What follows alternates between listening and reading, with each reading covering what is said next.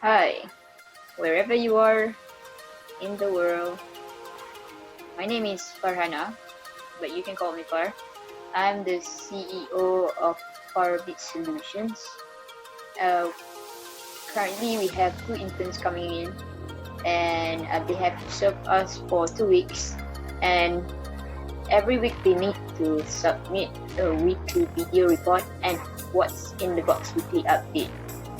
So, for internship, we are quite different, and the way we work is quite different. We like to humanize work, so hope you enjoy the videos. Good evening.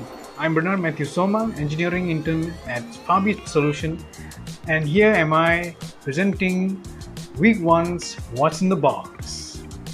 The microcontroller that I have chosen or found from the box was the Espressive ESP32. So let's get in depth with the Espressive ESP32. In this video, I will be talking about the ESP WR00 or OOM-32. So let's get straight into the specifications of this Espressive ESP32D module. Mainly the D in the name itself signifies that it has a MIFA antenna integrated with this microcontroller. So what I meant by MIFA is main-beard inverted F antenna. That's what it stands for.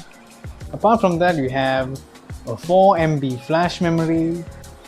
Like the Arduino, this microcontroller also has Wi-Fi, and it has the feature of BLE called the Bluetooth Low Energy feature, which means it can actually run on low power.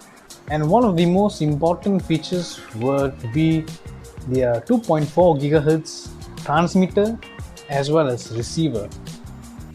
And one of the most important Wi-Fi key features of the ESP32 is basically that it has the adaptability of Wi-Fi 802.11b/g/n, and that means that it could actually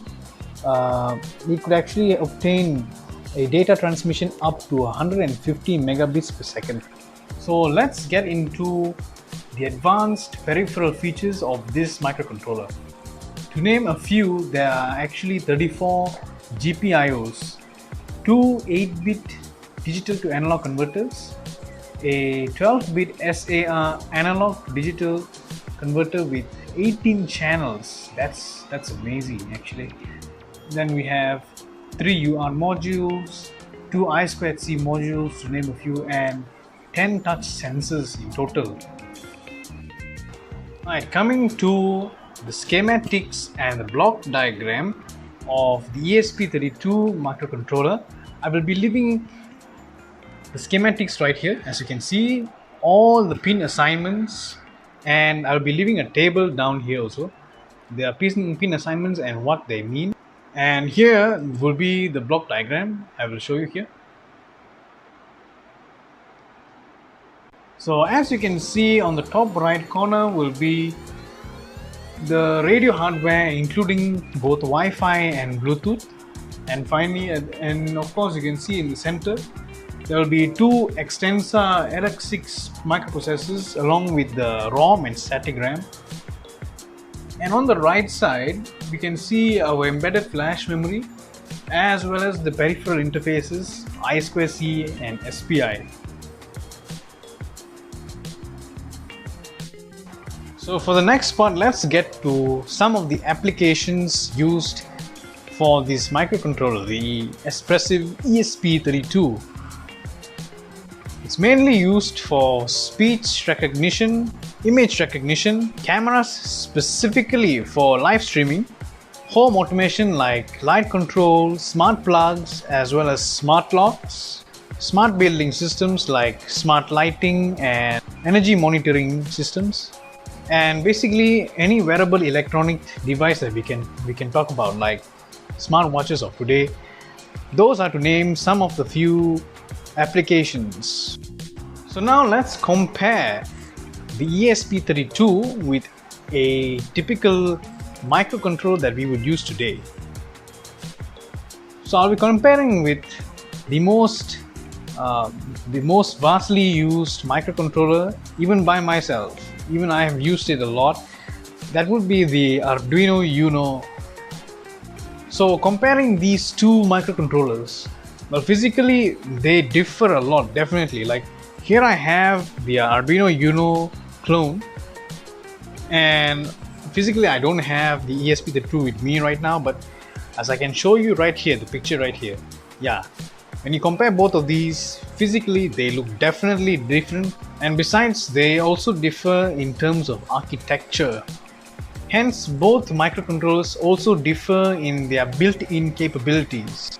But in general, the ESP32 is cheaper, relatively cheaper than the Arduino Uno clone, and of course we can say that it performs better in terms of computation speed and processing. The ESP32 is faster than the Arduino Uno. So why is the ESP32 a good option for people like me, people like us who actually use a lot of coding on Arduino, or we work on Arduino a lot? Basically it's because of the software part where Espressif has developed for the ESP32, which somehow bridges the gap between software and hardware with Arduino. Hence we can actually use the ESP32 alongside with Arduino IDE, and even in the Arduino IDE there is an option to install ESP32, and we can continue coding for ESP32 using the Arduino coding environment. So that is why I find this a lot similar with Arduino, and somehow I'm comfortable with Arduino. And ESP32 is not really that different from Arduino, except that it is a little bit more advanced, so it will not be as easy as coding and programming it on Arduino. It's a progressive work, so I will learn a lot. I will start to explore the differences and the extra features as the complexity goes on. So that will be it from me for this section, for this first video for What's in the Box Week 1. Thank you very much.